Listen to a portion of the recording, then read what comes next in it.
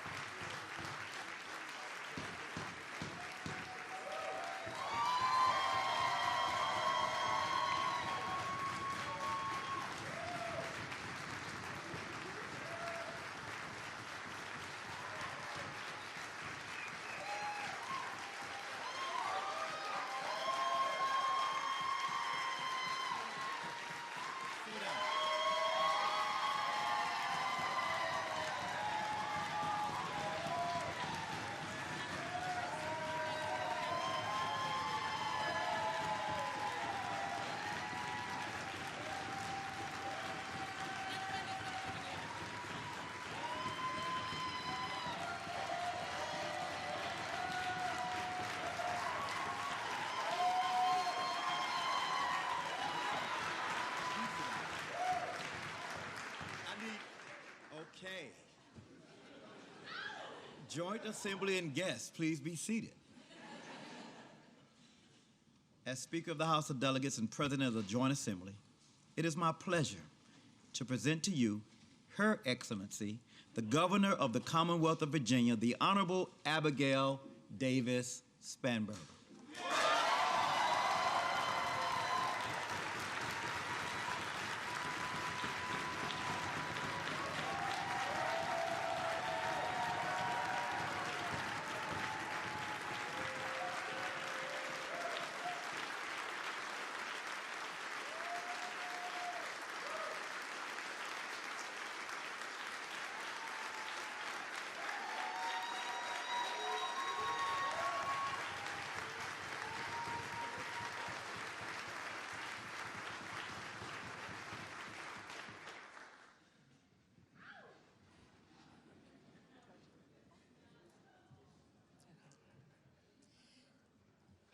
Mr. Speaker, Madam Lieutenant Governor, Madam President Pro Temp, members of the General Assembly, Mr. Attorney General,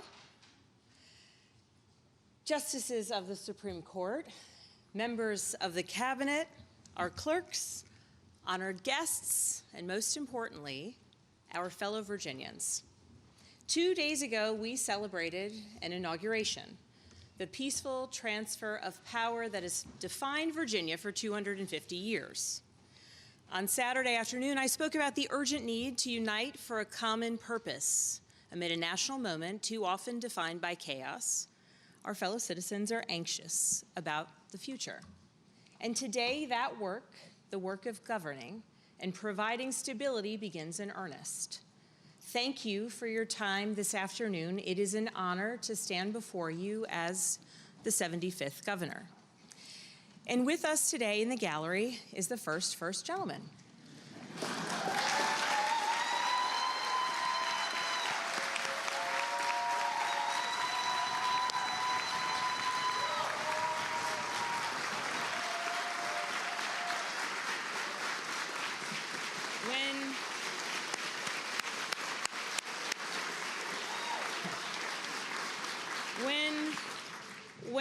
met, neither of us could have imagined we'd end up here, but I'm grateful to be taking on this adventure together. Adam, thank you for your willingness to serve Virginia in this new role. As you know, the Constitution of Virginia requires the governor to report on the state of the Commonwealth once a year. I've had this job for a little over 48 hours, so bear with me. In all seriousness, it is nearly impossible to step into Thomas Jefferson's capital and not feel the weight of our shared history. Generations of Virginians have stood in this building, have shaped the course of our Commonwealth and written the history of America. And this week, we added new chapters to that history. Just yesterday, Chief Justice Cleo Powell, the first African-American woman to lead the Supreme Court of Virginia in our Commonwealth's history, swore in new members of our cabinet. Our fellow Virginians are also now served by two other history-making public servants. Lieutenant Governor Ghazala Hashmi, the first Muslim woman elected to statewide office anywhere in the country.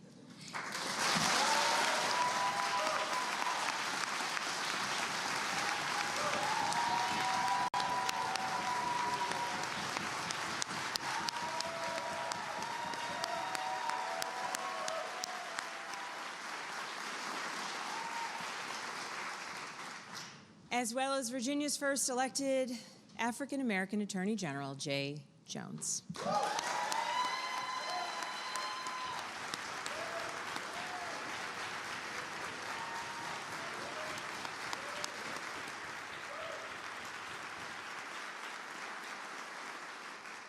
And in the incoming class of delegates seated in this chamber right now, there are a record 42 women serving in the House of Delegates. These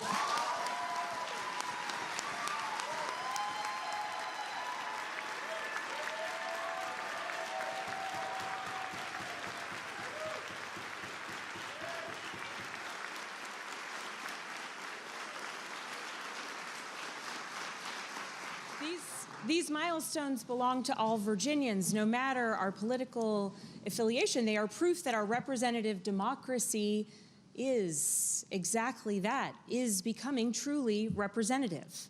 And this progress is thanks to the voters from every corner of this Commonwealth who made their voices heard at the ballot box.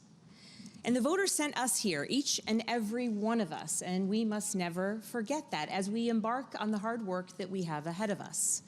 In November, Virginians from across the political spectrum united to build one of the broadest coalitions for change in a generation. They sent a loud and clear message that they want leaders who will work together to deliver results, and I intend to listen to them. People have asked me in recent weeks about the concept of a mandate. What's your mandate? They wonder what the results of November's elections will mean in practice. And here is what I believe. Virginians did not elect me to pursue a particular ideological agenda, nor did they elect me to settle scores or add noise to our politics. They did not elect me to grandstand. My mandate is simple: to get things done for Virginia's families, Virginia schools, Virginia businesses, and our communities, period.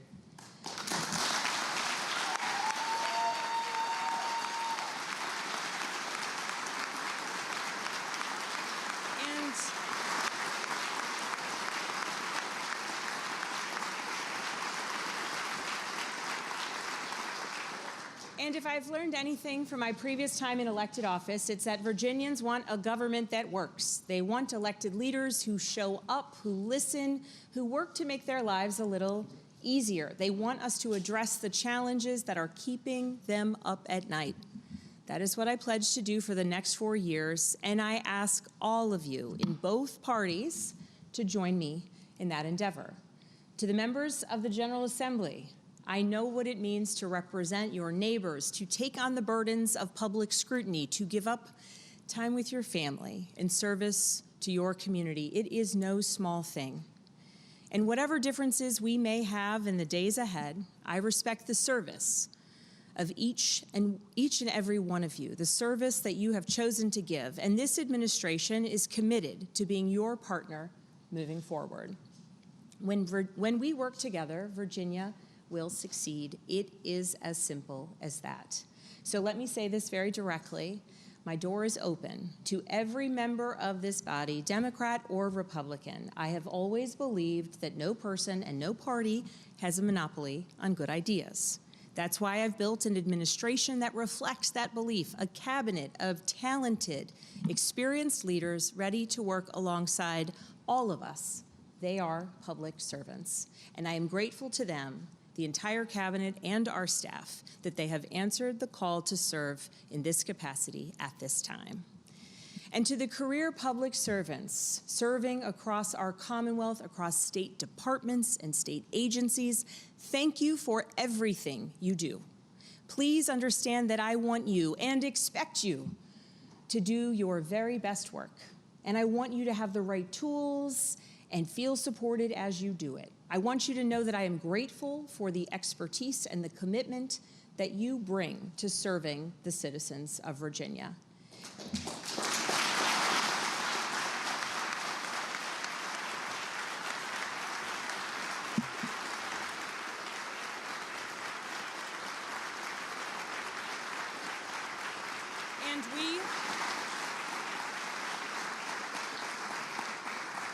And we have several state employees joining us in the gallery today. Please, if you're a state employee serving our Commonwealth and our communities, please stand.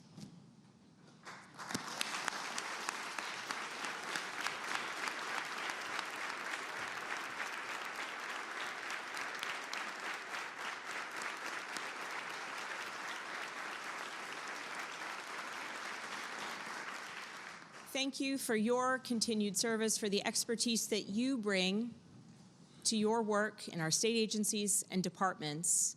And it is my expectation that our cabinet secretaries continue to lead with respect and with a focus, recognizing the strength of skills and experience that you all bring to bear each and every day.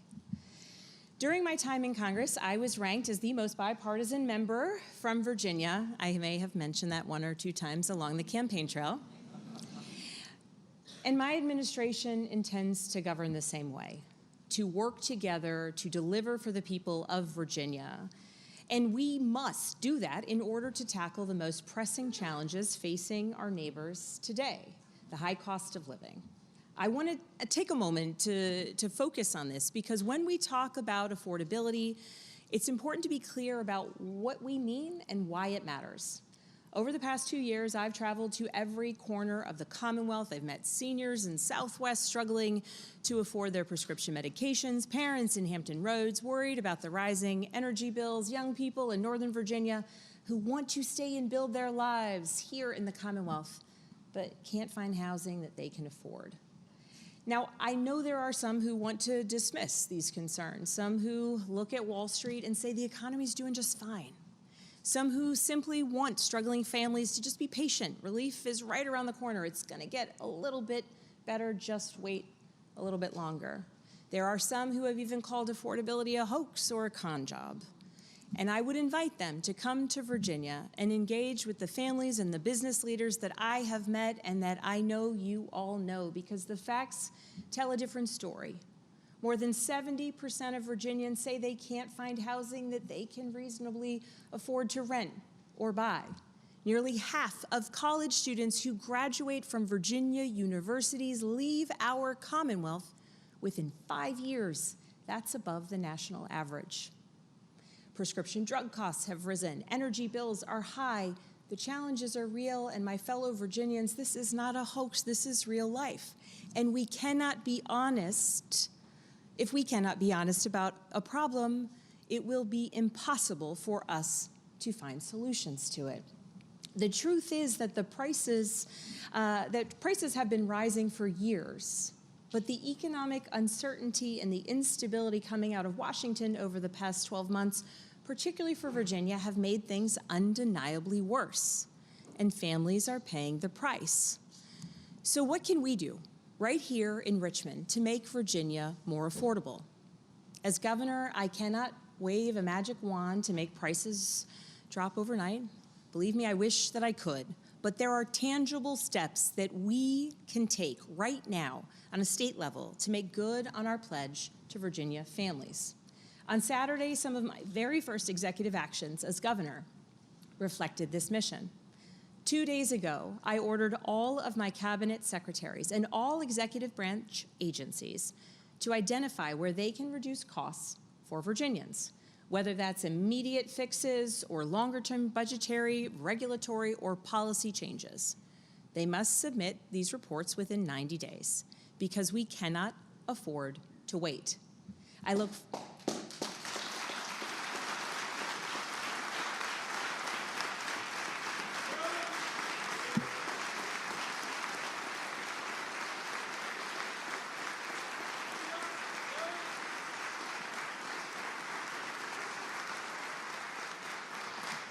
forward to reviewing the recommendations and putting them into action. I have also directed a comprehensive multi-agency review of regulations and permitting practices that impact our ability to build new homes. We need to cut red tape.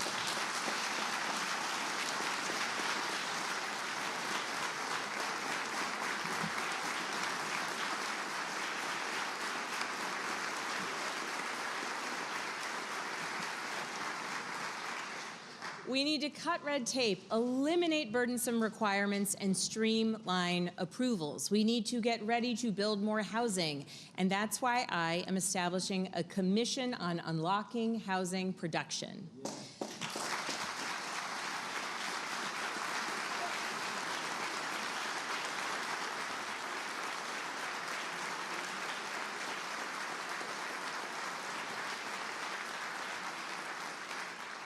And when it comes to the cost of health care, we are not waiting around. My administration is establishing a new interagency health financing task force.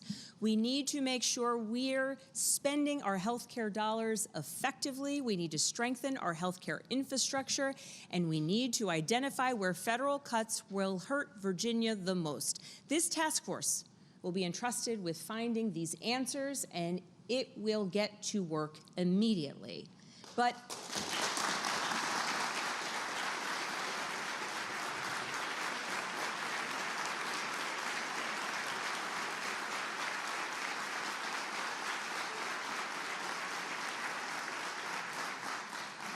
executive action alone is not enough. To deliver lasting relief, we need legislation.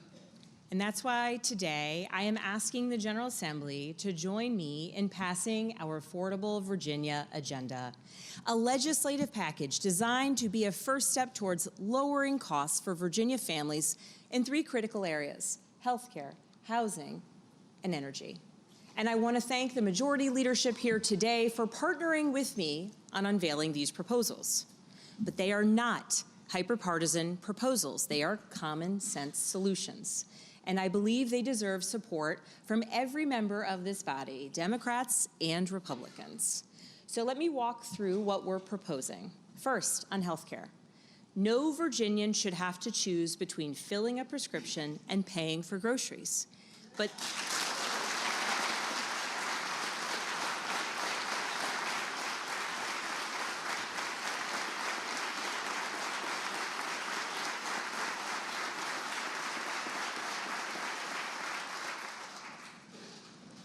that is the reality for far too many families. So let's start with prescription drugs. Right now, pharmacy benefit managers, the middlemen known as PBMs, are driving up the cost of medications while pocketing the savings for themselves. They steer patients away from local pharmacies, harming and hurting rural, independently owned pharmacies. They claw back payments from small businesses, and they make it harder for Virginians to afford the medications they need. This has to stop. Our legislation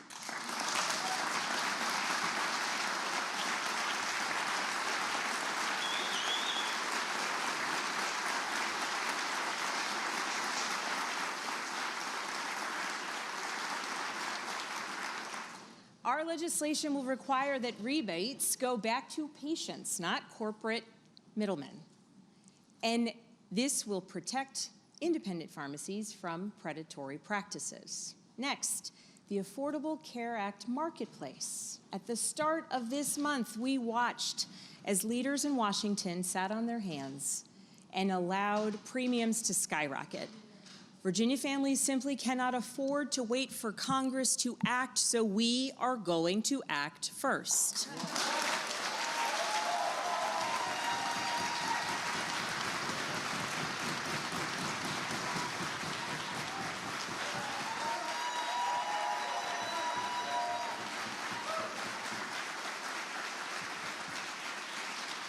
Our proposal will establish targeted premium assistance.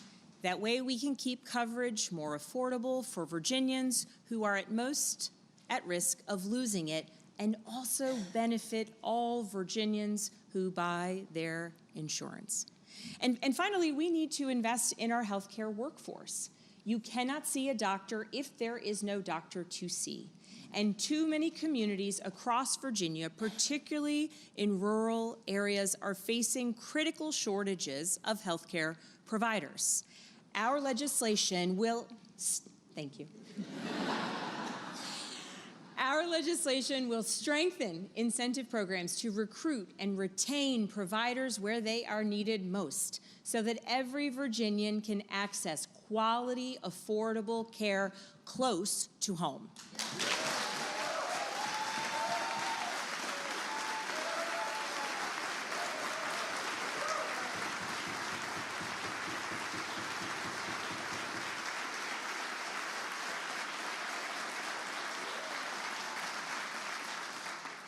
Virginians are paying far too much to heat and cool our homes, and while we cannot control global energy markets, there are things we can do to lower monthly utility bills for Virginia families.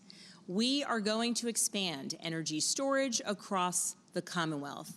Energy storage allows us to capture cheaper power and use it during peak demand when prices are highest. That means savings for families and a more reliable grid for everyone. We're also going to expand programs that help lower-income Virginians make their homes more energy efficient. Simple improvements like better insulation and weatherization can save families hundreds and even thousands of dollars per year.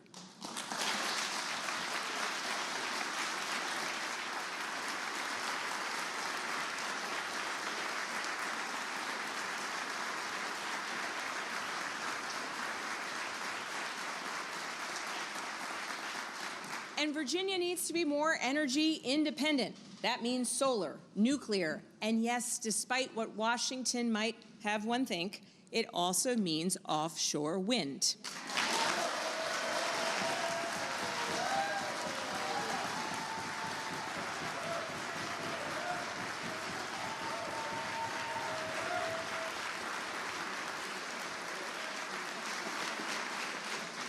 As we speak, the Federal Interior Department is attempting to halt offshore wind development across the country, including one of the largest infrastructure projects in Virginia history.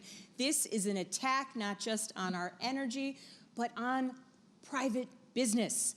And while I was glad to see the court ruling on Friday that temporarily blocked this action by the federal government, we all know that this battle is far from over. This project will create thousands of jobs and generate billions of dollars in economic activity in Hampton Roads.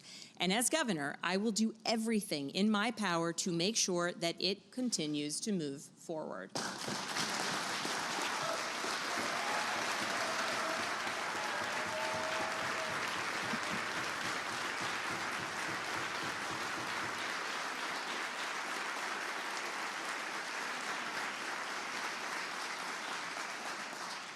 And if we're talking about energy affordability, let me say here today that the Commonwealth of Virginia is rejoining the Regional Greenhouse Gas Initiative.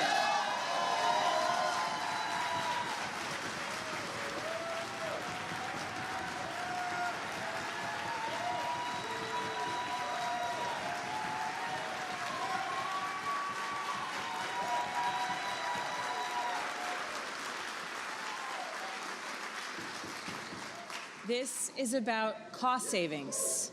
Reggie generated hundreds of millions of dollars for Virginia, dollars that went directly to flood mitigation, energy efficiency programs, and lowering bills for Virginia families who need help most. Withdrawing from RGGI did not lower energy costs. We have seen them rise. In fact, of course, the opposite has happened. It just took money out of the pockets of Virginians. And so it is time to fix this mistake. Now, the third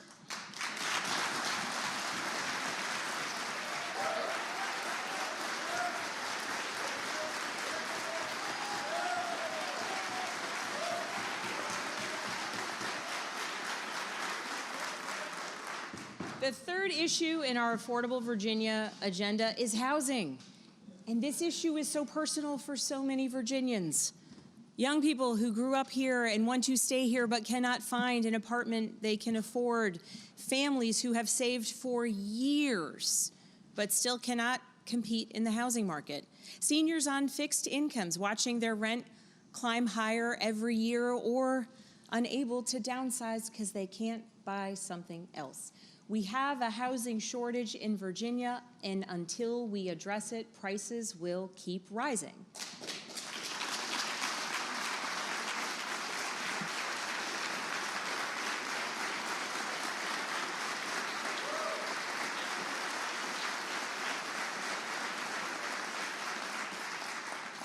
So here's what we're going to do.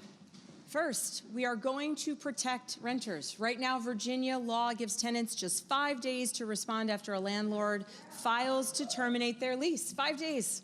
That's not enough time to get your next paycheck, let alone find a new place to live. Our legislation will extend that window to 2 weeks, giving families a fair chance to get that paycheck, pay their rent, and stay in their homes.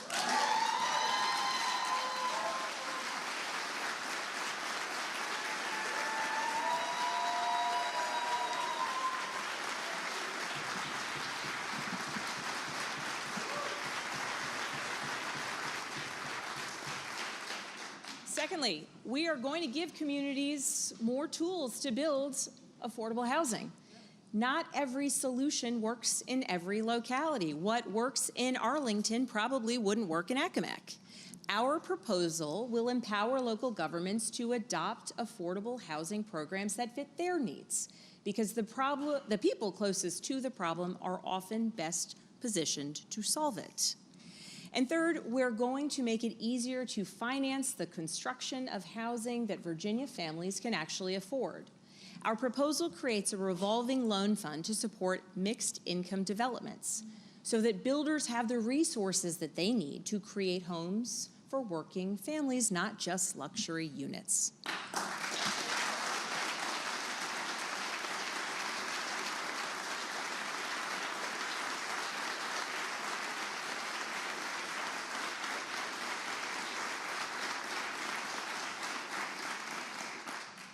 Healthcare, energy, housing, 3 areas where Virginia families are feeling the squeeze, and 3 areas where we can deliver real relief. These are common sense proposals. They're not about ideology, they're about results. And I'm asking every member of this General Assembly, Democrat or Republican, to work together to put these bills on my desk as soon as possible. Because here's the truth, affordability, it's not just a family budget issue, it's an issue of economic competitiveness. When a Virginia college graduate cannot afford to live near their job, they're gonna move to Maryland or Georgia or Texas. And when healthcare costs rise, small businesses face higher expenses and workers have less money to spend out on the economy. When a family can't afford childcare, oftentimes a parent drops out of the workforce altogether.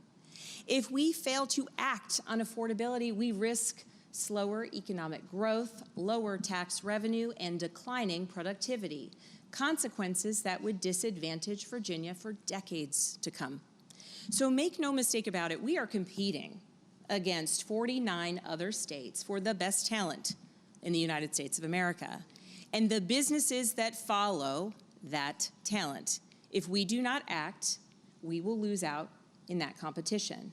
And on my watch as governor, I do not intend to lose. I intend for Virginia to dominate.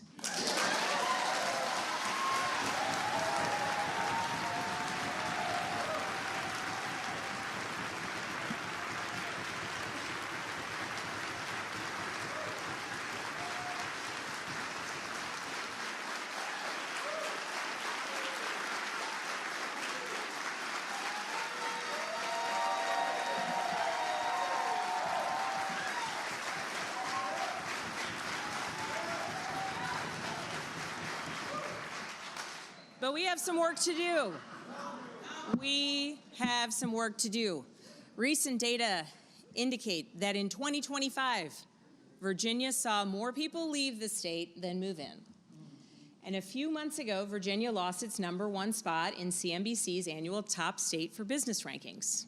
And CNBC was clear about one major factor: federal job cuts that were disproportionately harming Virginia's economy.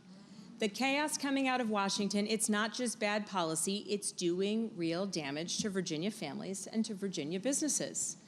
They aren't just federal workers, they're Virginians whose livelihoods depended on the stable federal workforce. People working in manufacturing, food service, and contracting.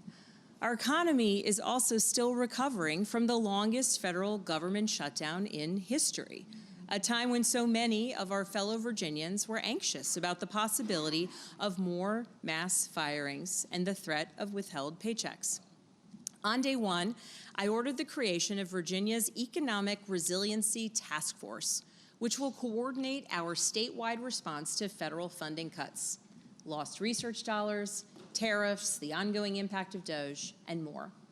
Among its jobs will be to finally gather a full picture of the economic damage done to our Commonwealth, and then recommend measures that we can take right now to slow down the long-term impacts. That is the responsible thing to do for our Commonwealth. To Virginia's federal workers who have been laid off, furloughed, or are simply caught in the political headwinds of the moment, hear me when I say, as your governor, I will direct the full power of the office to support you, support Virginia's economy, and support the federal workforce who call Virginia home.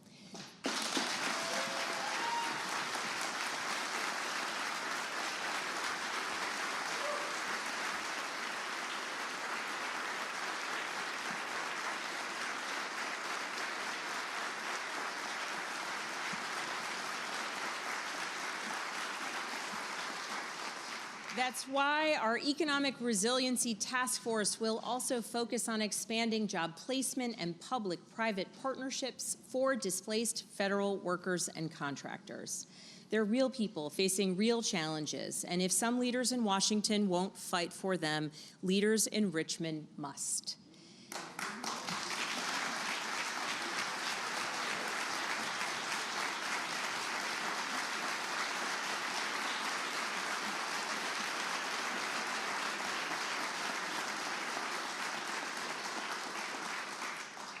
And it's not just federal job cuts hurting our economy. Current trade policies are doing real harm. And no one is feeling it more than Virginia's farmers and rural communities.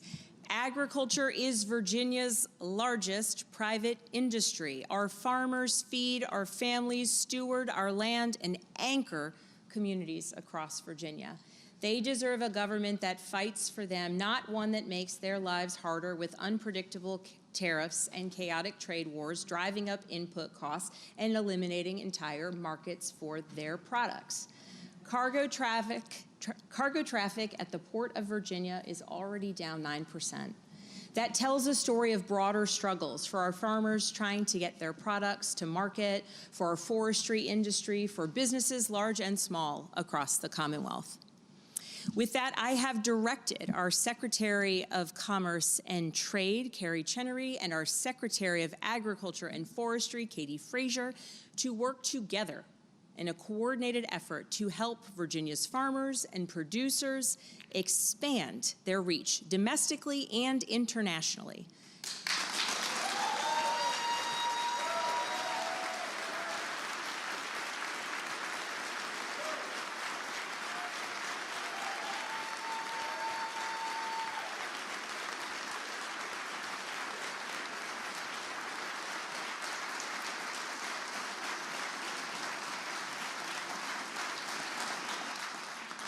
And to make sure that communities across rural Virginia and all of Virginia can reap the benefits of trade. I will always work as governor to maintain a stable, predictable business climate for Virginia's employers, employees, and communities. I will be responsible and a good steward of every tax dollar entrusted to us, working to protect our AAA bond rating. That is my commitment.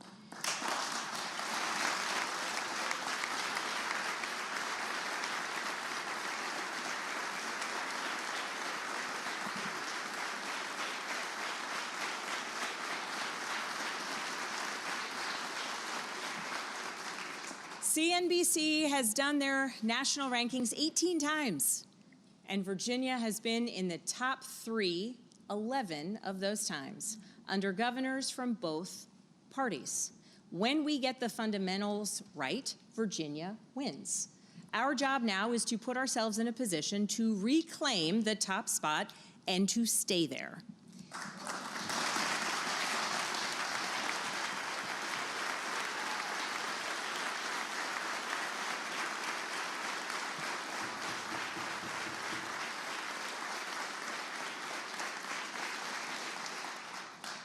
I want to acknowledge Governor Youngkin's meaningful work on economic development, particularly on shovel-ready sites and positioning Virginia for investment. His administration and the Virginia Economic Development Partnership deserve credit, and now our task is to build upon the progress and work that has been done.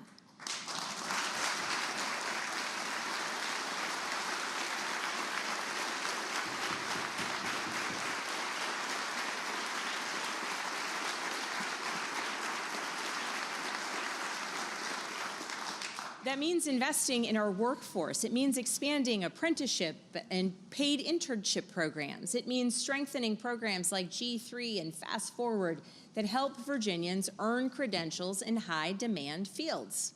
It means aligning our community colleges with employer needs and recognizing that right now, Virginia invests less per community college student than our neighbors in West Virginia and North Carolina. We can do better.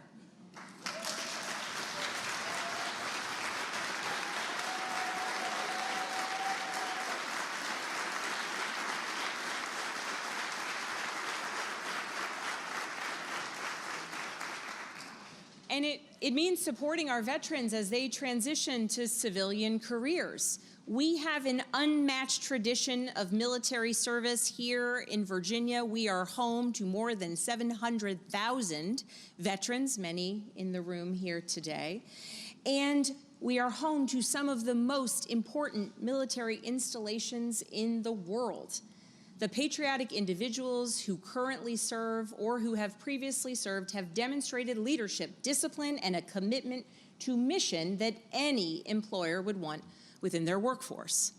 Our administration will work to expand apprenticeship programs, will streamline credentialing, and ensure that military experience translates to civilian licenses.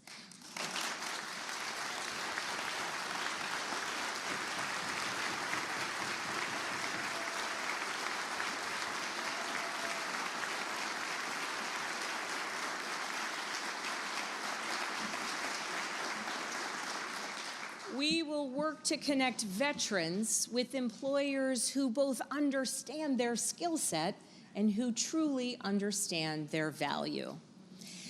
I also want to speak about public safety. It's an issue near and dear to my heart. You might know that I come from a law enforcement family. My dad spent his career as a federal agent, and I served as a federal agent and later a CIA case officer. I understand the sacrifices and the risks that those who dedicate their lives to public safety face. And we cannot build a thriving economy without safe communities.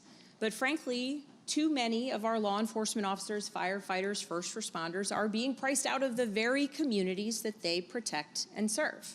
If we are asking someone to risk their life for their community, the least we can do is ensure that they can afford to live in it.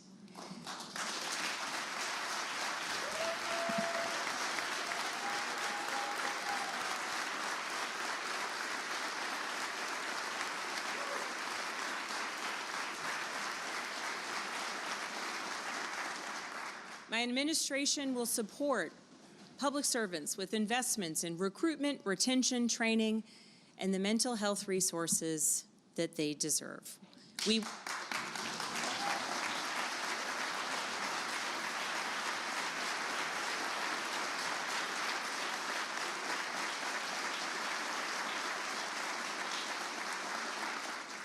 And we will work collaboratively with communities to keep every Virginian safe regardless of their zip code.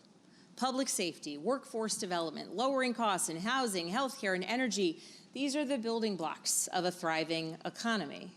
So let me address one more economic issue directly, because I think businesses of all sizes need clarity, they need predictability, and they need to know the rules will not suddenly change on them. As I said along the campaign trail, I will not repeal Virginia's right to work status.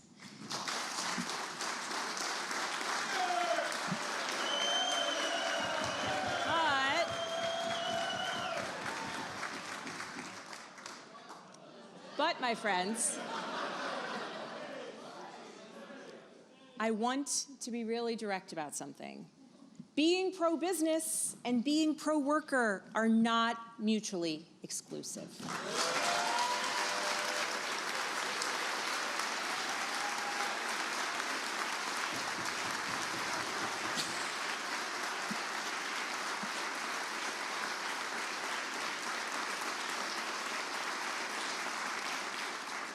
Recent history shows that Virginia's economic success has always come from balancing both. We can support business growth and invest in our workforce. We can attract new companies and protect workers. We can be the best state for business and the best state for working families. It is not an either-or proposition. It's just hard to get right, but we will here in the Commonwealth. That is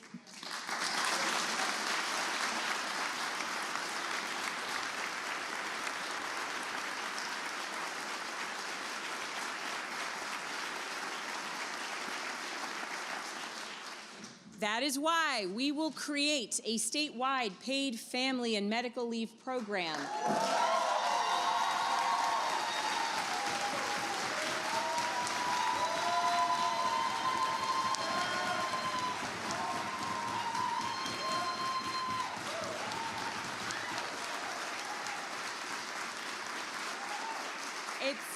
It's why we'll guarantee paid sick days, increase access to Virginia's child care subsidy program, and yes, at long last, raise our minimum wage to $15 an hour.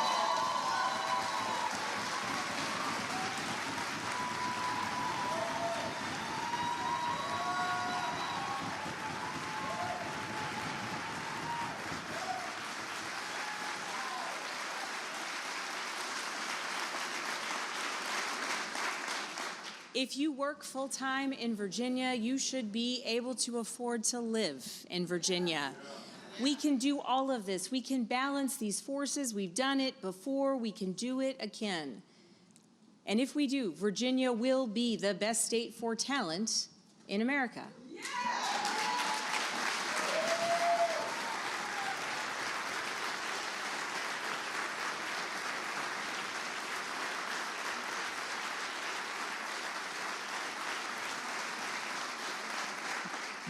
But here's the challenge. We cannot achieve these economic goals and attract talent if we don't take a hard look at our investments in education.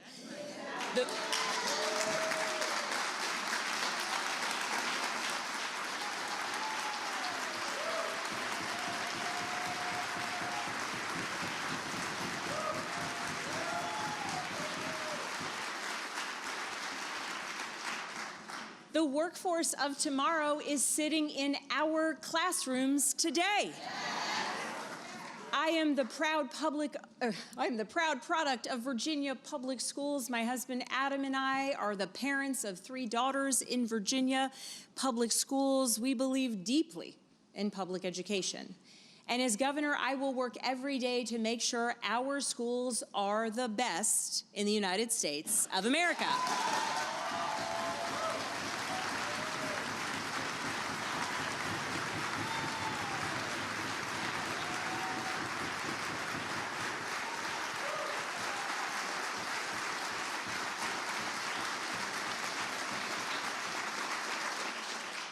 And it starts with having the best teachers. Across the Commonwealth, we are consistently asking our teachers, our educators, to do more with less. And we, Virginia, we are paying our teachers below the national average. If we want to recruit, retain, and support public educators, we need to pay them more, period.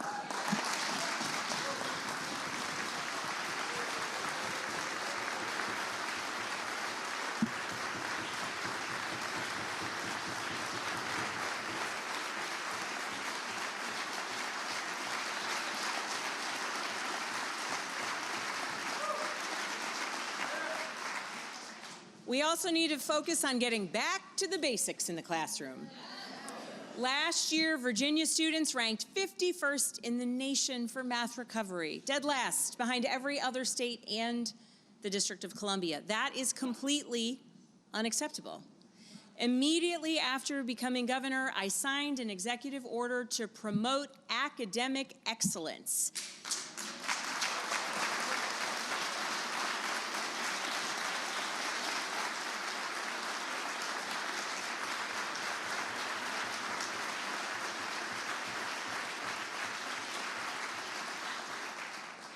I have directed the Virginia Department of Education to strengthen our core instructional systems, including in reading and math. And I have ordered the department to expand our efforts in advanced math instruction so that we can get our kids back on track and then help them get ahead.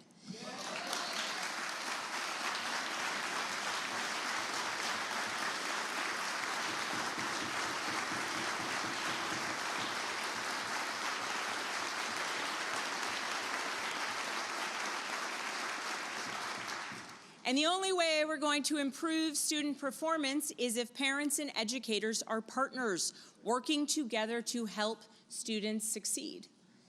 Let me be clear, my administration will not use our students, our parents, or our teachers as political pawns in an ongoing culture war.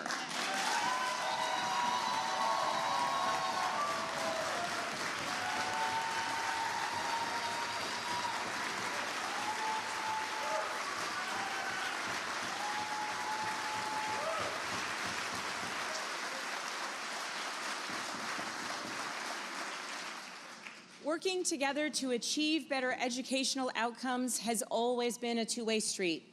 Pitting parents and teachers against each other won't work. It never has. And on the topic of education, there is one issue that consistently unites Virginians. No matter their political leanings, it is the notion that every child deserves to learn without fear.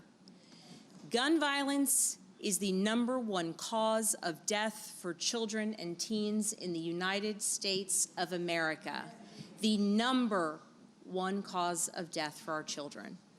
It is a horrifying fact, and it is one that should motivate every one of us in this chamber to ask, what can we do to change that? I grew up in a family where responsible gun ownership was the norm. My dad went to work with a gun on his hip every single day. We had guns in the house. My uncle was an avid hunter. As a federal agent myself, I carried a firearm every day as part of my job. I respect the Second Amendment, and don't let anyone tell you otherwise.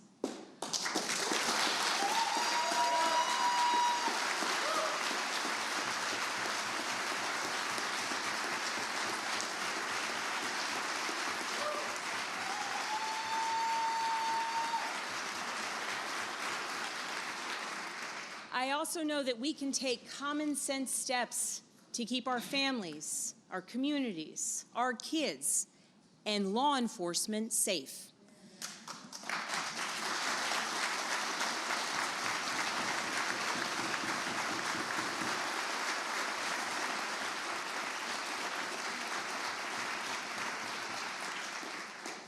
Over the last 4 years, dozens of gun safety bills have been vetoed, many which passed the General Assembly with bipartisan support. This includes legislation that would ban ghost guns, restrict access to firearms for convicted domestic abusers, and strengthen red flag laws for those who might be a danger to themselves or others. These are common sense measures supported by an overwhelming majority of Virginians, the very voters who sent us all here. Virginia is ready to make our communities safer, and I am ready to sign these bills. Please send them to my desk.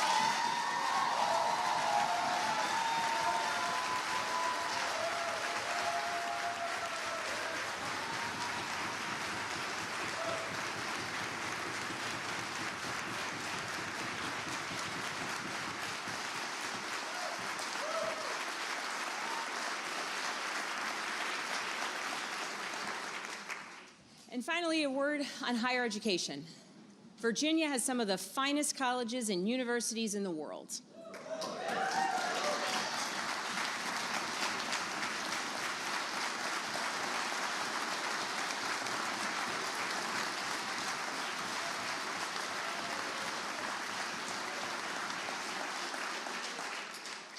And yet, news story after news story, it's not about their successes. It's about them becoming political battlegrounds. Our students deserve better, our educators deserve better, our institutions deserve better, our economy and our Virginia deserve better, and this ends right now.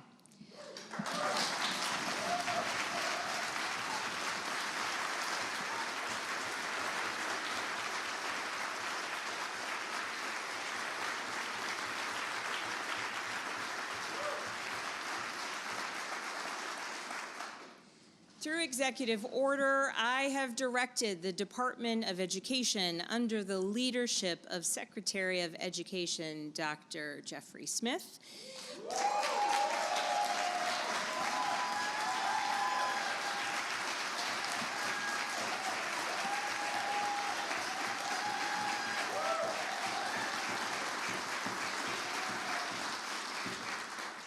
to work alongside the Secretary of the Commonwealth, Candy Munden King,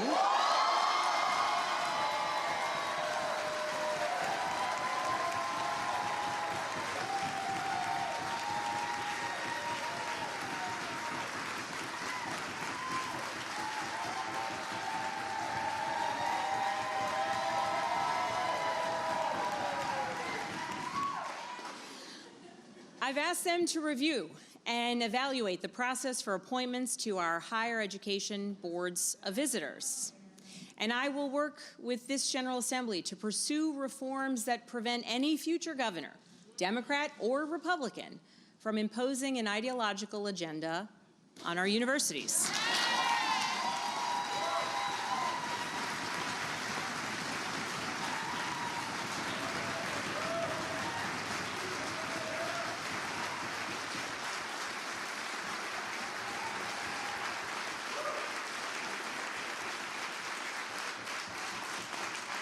As governor, I have already and I will continue to appoint serious, mission-driven individuals to serve our boards of visitors, people whose allegiance is to the institutions they are serving, not any political agenda.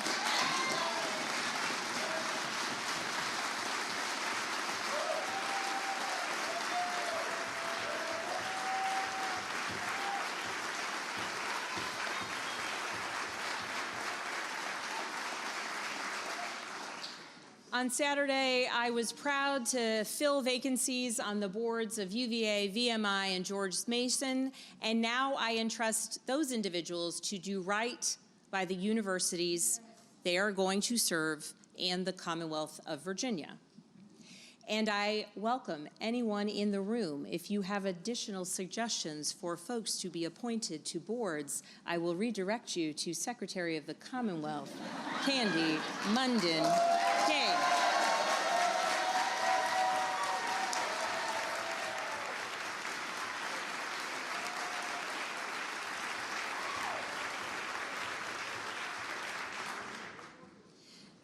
Now, we have a few amendments on their way to the people of Virginia for final approval at the ballot box. First, the amendment on reproductive freedom. Virginia is now the only state in the South where a woman has the same freedom to make her own health care decisions as she did the day of the fall of Roe versus Wade. Let's speak plainly about what's going on in states with bans on reproductive health care, abortion services, and fertility treatment. Women facing medical emergencies are being turned away from hospitals, and some of them have died. Virginia will not fall victim to this, and the women of Virginia will not die because their doctors are afraid to provide care.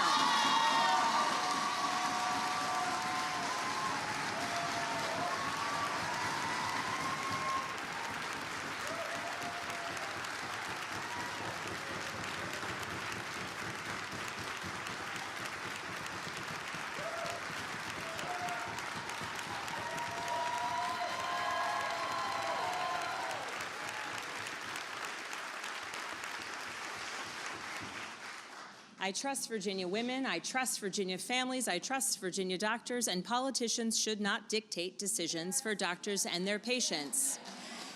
And now this constitutional amendment to protect fundamental reproductive freedom in Virginia will go to the voters, and I know they will support it too.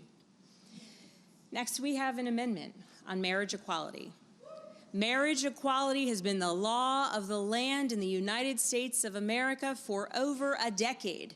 And yet, in Virginia's most sacred legal document, our Constitution, it still has discriminatory language from an earlier era.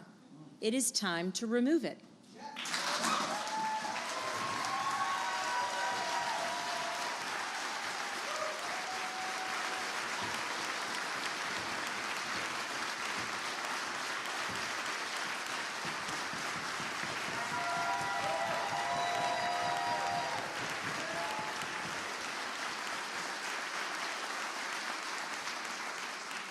Every citizen of this Commonwealth should rest assured that they can marry the person they love, that their union is recognized and protected equally under the law, and that their family is just as valid as any other, and our Constitution should say the same.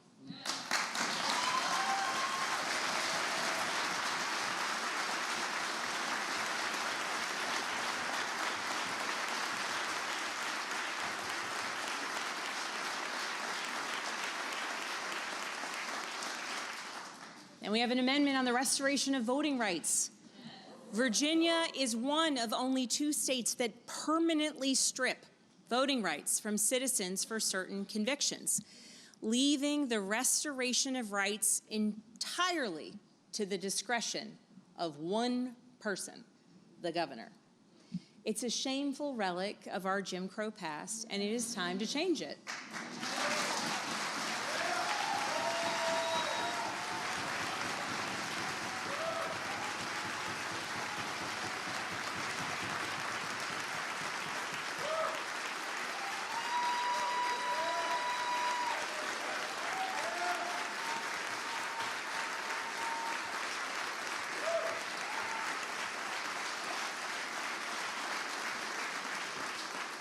And it's worth noting that governors of both parties have worked on this issue over the last 2 decades, most notably Governors Bob McDonnell and Terry McAuliffe. Between the 2 of them, they restored the rights of tens of thousands of Virginians who served their time, rejoined our communities, and deserved the right to participate in the most fundamental act an engaged citizen can take, the right to cast a ballot. I thank the General Assembly for passing this constitutional amendment to automatically restore voting rights for Virginians and who have completed their sentences. And so let me say something broader about voting in Virginia. Virginia has not always been at the forefront of voting rights.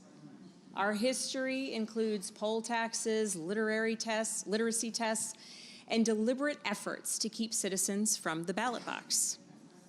But look how far that we have come in the past few years. Expanded early voting, no excuse absentee voting, automatic voter registration, Election Day is a holiday in the state. And we passed the Virginia Voting Rights Act. I believe that our democracy is strongest when every eligible citizen can participate, and when our decisions reflect the will of the people. And in that spirit, as we protect reproductive rights, marriage rights, and voting rights, we must be ready to contend with further attacks on our democratic institutions across the country. Now, I know the General Assembly just took a step forward in being prepared to respond to what is happening in other states. Virginia's proposed redistricting amendment is a response to what we're seeing in other states that have taken extreme measures to undermine democratic norms. This approach here in Virginia is short-term, highly targeted, and completely dependent on what other states decide to do themselves. And for those who may oppose Virginia's response, I call on you to make your opposition to what is happening in other states clear.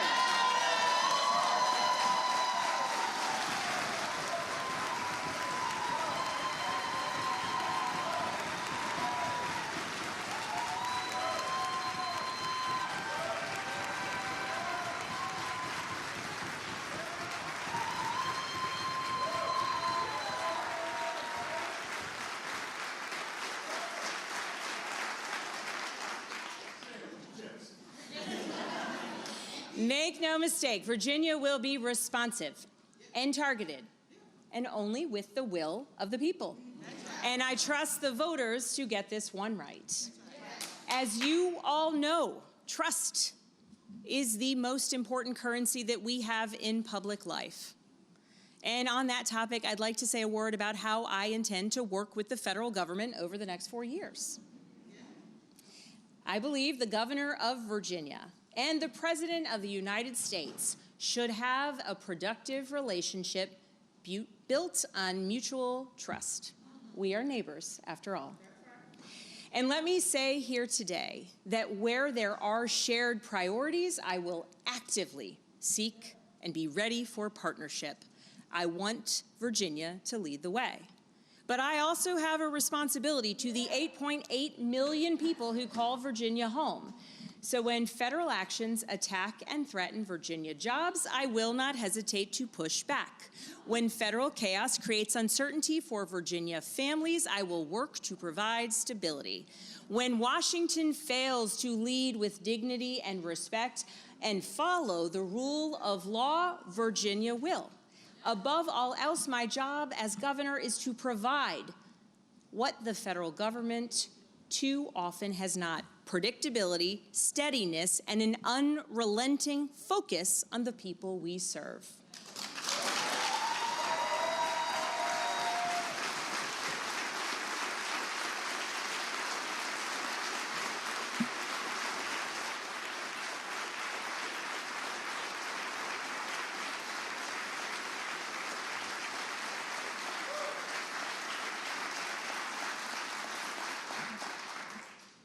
I want to close, we're getting close. I want to close by reflecting on why we are here this afternoon. Not just in this chamber, but on this day of reflection and service. We gather on a day when Virginians and all Americans honor the legacy of Dr. Martin Luther King, Jr. If you'll indulge me, I want to share a story about Dr. King that has stayed with me. In January of 1957, Dr. King was just 28 years old when he was helping lead the Montgomery bus boycotts. And one morning, 12 sticks of dynamite were found on his front porch. The fuses had been lit and then smoldered out before they could detonate. Authorities believe the segregationists who put them there wanted the evidence to be found. A message of intimidation. The next morning, Dr. King delivered a sermon, and for the first time, he publicly shared a spiritual experience he'd had a year earlier, after a threatening late-night phone call had left him sitting alone at his kitchen table. He said an internal voice, in his words, quote, almost coming out of nowhere, told him, stand up for the truth, stand up for righteousness. And since that epiphany, he said he can, quote, stand up without fear. Dr. King did not demonize. He did not dehumanize. He fought for his cause while still seeing the humanity in everyone. That is the model of leadership we should all strive to follow. Because our collective work, it's not just about policy, it is about our approach to governance. If we are going to tackle the challenges before us, and there are many, we need to work together. My fellow Virginians, I am not naive about the state of our politics in 2026. The temperature has risen in Virginia and across the country, and too often we have seen what happens when rhetoric turns reckless, when disagreement hardens into distrust, and when we forget that the people on the other side of an argument are still our neighbors. So let me say this clearly to everyone in this chamber and to everyone watching at home. Threats and intimidation have no place in Virginia. Political violence has no place in Virginia against anyone for any reason.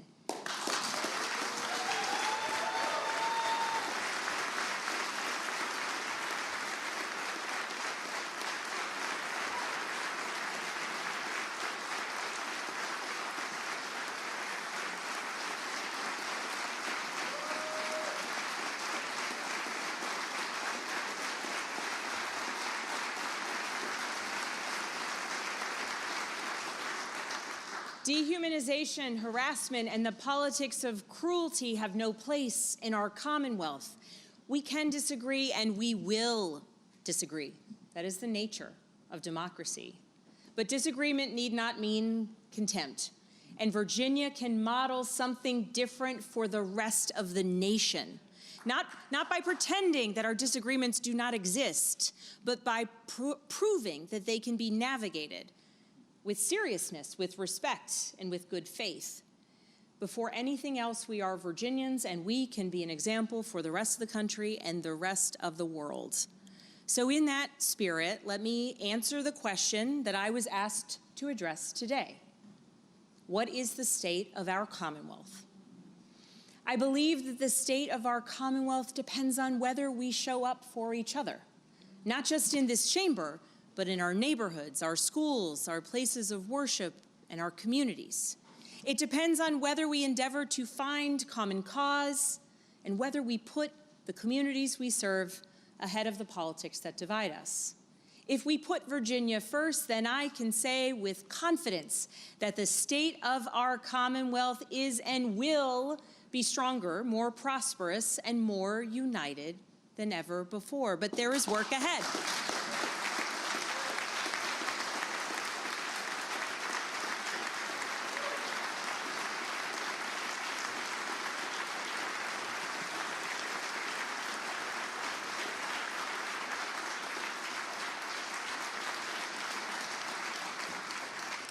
In November, voters sent us here with a clear message: work together, deliver results. I heard that message, and I hope you did too. At a time of deep division, Dr. Martin Luther King Jr. reminded us to stand up for truth, to stand up for righteousness, and to do so without fear. To every member of this General Assembly, let us rise to this moment. Let us stand up for the families who are counting on us. Let us stand up for the future that we can build together. Let us stand up for the Commonwealth that we love. Let's deliver for the people who have sent us here. Thank you so very much, Virginia, and thank you to the members of the General Assembly.